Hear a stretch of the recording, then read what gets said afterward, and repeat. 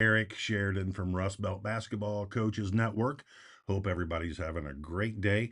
We just got a question, and it's kind of an all encompassing or big question, if you will. What is your favorite zone offense, or what was my favorite zone offense when I coached? So, looking at that question, here's how I approached it. Okay, so back when basketball was really valued and our games were on Friday and Saturday. And we had our league game on Friday, and then our Saturday game was a team who played a lot of zone or multiple zones, but I didn't have an inordinate amount of time to prepare my team for all the different zones we were going to get thrown at us.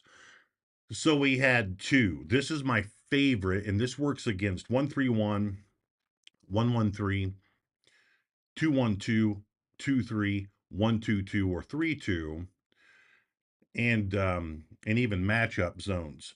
And we just called this short. And I don't remember where I got this. My best guess is when I was a young lad working basketball camps in the summer, I picked this up. There was a coach in Nebraska at Wayne High School, and his name is Rocky Rule. And Rocky is probably 10 years older than me, so I'm guessing he's probably retired.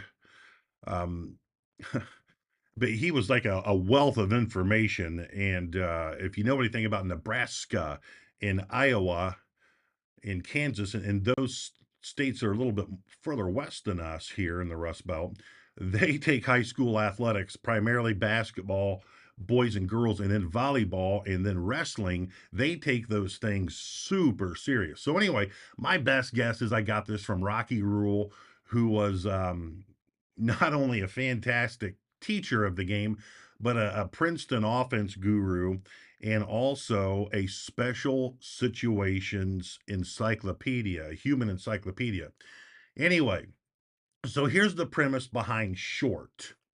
This blue box encompasses an area that I had never heard of prior to learning this called the short wing. And everybody knows about the short corners, and maybe all of you know about the short wings. I did not know about the short wings until I learned this. And we want to have four in there in the running the short to short, three out here. But I've got on the perimeter and on the interior our old 9-man shell drill for what we utilize this shell darn near every day for our 2-3 zone when I was coaching. So the premise here is letter X. We want as many diagonal passes as possible, which we called letter Xing the basketball. So 4 is going to follow this area and duck in here from short wing to short wing. 5 wants to stay opposite of 4 for darn near every occasion, opposite of 4. And 1 and 3 are looking to hit seams, and 2 has the best job. He's kind of Kramer, working at Kramerica if you're a Seinfeld fan. But 2 can go anywhere he wants. He can stay in the corner. He can run the baseline. Now, this is our best shooter. So we didn't want to run him to death, especially since he's going to have to go down to the other end and play um, aggressively in our zone defense. So 2 can hang out, go wherever he wants. Now, let's say 4 is here, which would put 5 here. We like this action a lot. So let's say the ball swings guard to guard, and Mike McBride, one of my buddies, calls this against the grain. So let's focus on this forward here, this outermost forward, and 5 slides behind him. Now, of course, he would be sunk in here a little bit more. And here comes 2 running against the grain. Forget about this defender here. And we like this diagonal action of either 1 to 2 or 5 slipping in here. Slipping, and especially against a 2-1-2, where this center will be occupied by 4. So we like that action a lot. So let's say 1 hits this seam and 4 then would sink and give himself area to seal this forward here, as 5 would seal the inside of this forward. And the rule with 1 and 3 is flow behind, flow behind. And now you've got that pitch back. If you that's your bailout clause. And we really liked this action where we would take the ball one direction, 4 would come in and hang out as 1 screened this elbow covering guard and allowed 4 to get in here or here, and then 1 could slip that. But we like to screen that elbow covering guard as much as possible. So the ball goes to 4. 5 is going to find the outside forward and sit on him and screen him out. Sit on him, and his target hand is going to be his left hand here, facing the left corner of the backboard. Ball's ping-ponged here. 4 manipulates the elbow covering guard. 5 slides down, finds the opposite forward. Now, 4 doesn't have the ball yet. So 5 and 2 have some offensive chatter going on. And 1's first look is always down. Down. And in the blocker mover system, our repertoire is down, opposite, same, unless you catch the ball and have a straight line drive on a out of control closeout, or maybe you're open, whatever. He's looking down. So 1 catches it, position your body here, get ready for 4 to catch it. 4 gets it. Now it is on, rail him right hand to right hand side of the backboard, looking for that letter X pass. Okay. The ball goes to the high post. Spread out. Make it hard for the zone to cover you. Now, I know it's taboo in a lot of zone offensive circles to utilize a 2-guard front versus a 2-3 zone. I don't subscribe to that because I think with a good, capable player here and these 2 players widen out, it puts an awful lot of pressure on those guards to slide in and out and cover this area, primarily the nail hole and short wings. There's nothing to say that 5 cannot occasionally shoot a gap and join 4. And we like that action a lot because you're going to get those triangle, diagonal down cuts for a quick ping pong pass from 5 to 4. Or 4 to 5. And I think that's very hard to guard. That's a really good staple of zone offense.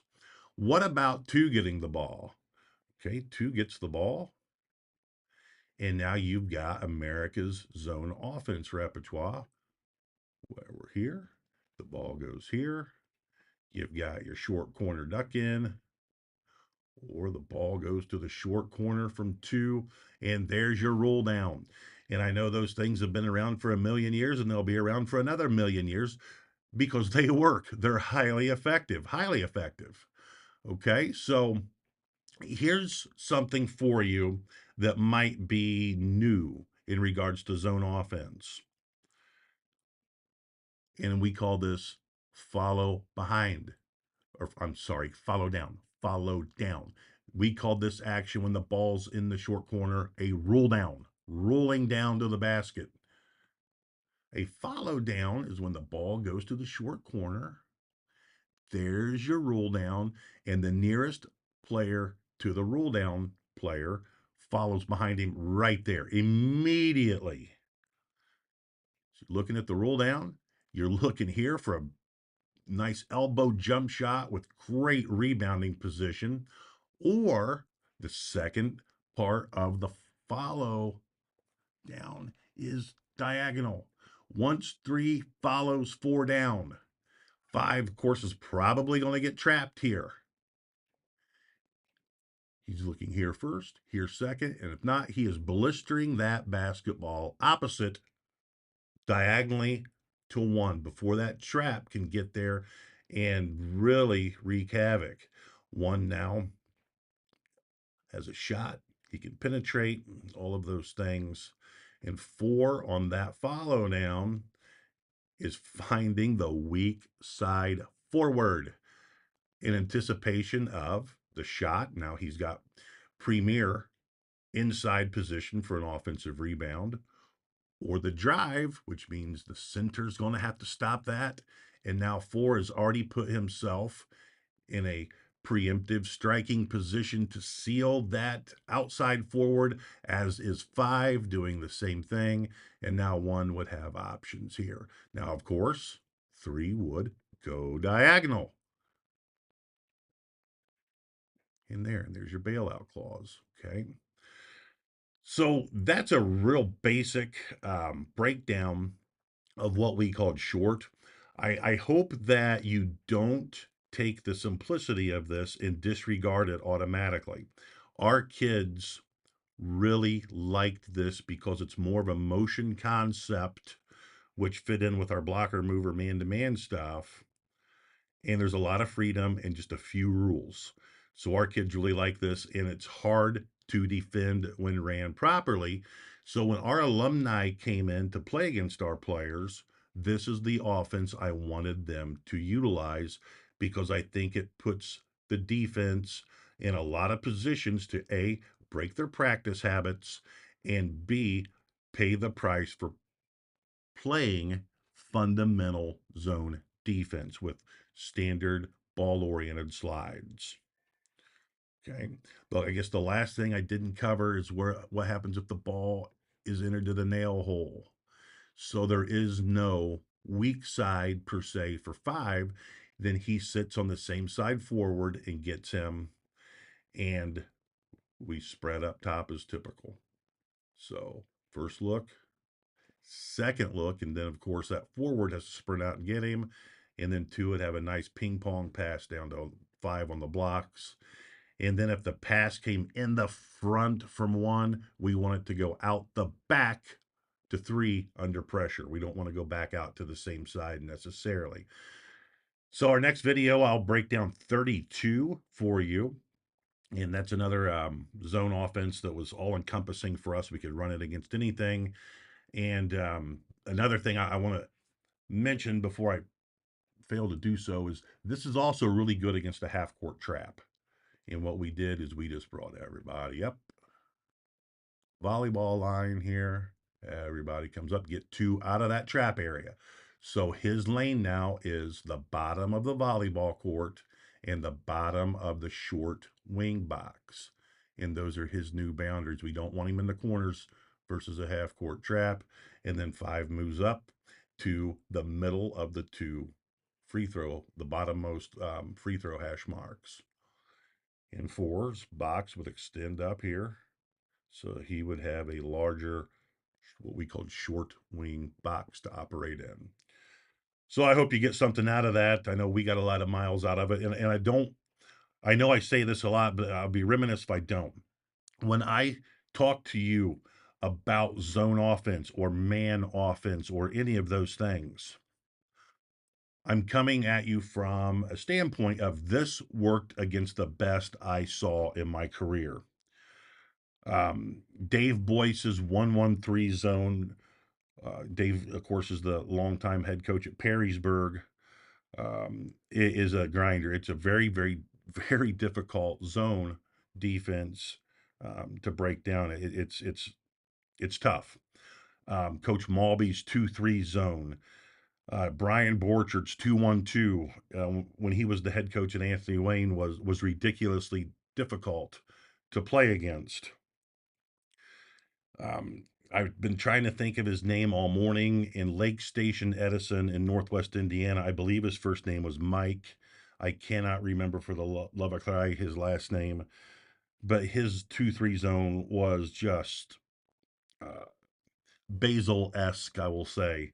And then, of course, Liberty Center here in Northwest Ohio, their 3-2 zone is just an absolute bear. There's nothing easy about it. So these are things that we had some success with. And what I mean by success is utilizing this and getting some open looks consistently out of those zones, which I firmly believe are ex- ex- ex- increasingly possible. They're just tough. They were tough zones. So take that for what it's worth, and I hope you get something out of this.